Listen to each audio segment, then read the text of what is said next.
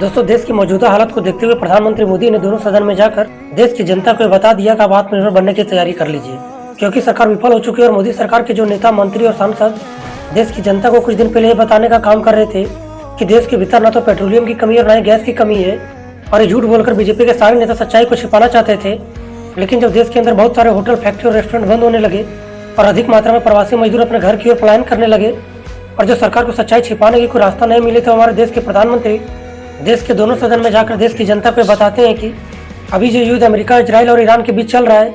इस युद्ध की वजह से भारत में बहुत बड़ा संकट आने वाला है और देश में फिर से कोरोना जैसे हालत बनने वाले हैं। इसलिए हम सभी भारतीयों को इसके लिए तैयार रहना होगा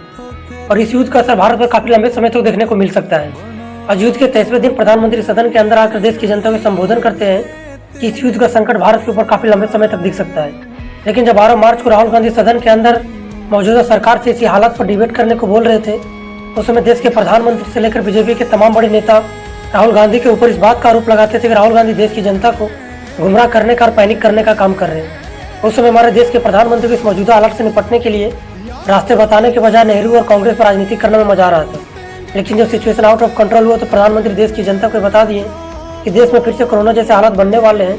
और इस युद्ध का प्रभाव भारत पर काफी लंबे समय तक रह सकता है। इसलिए आप अपनी तैयारी पूरी तरह से खुद ही कर लीजिए।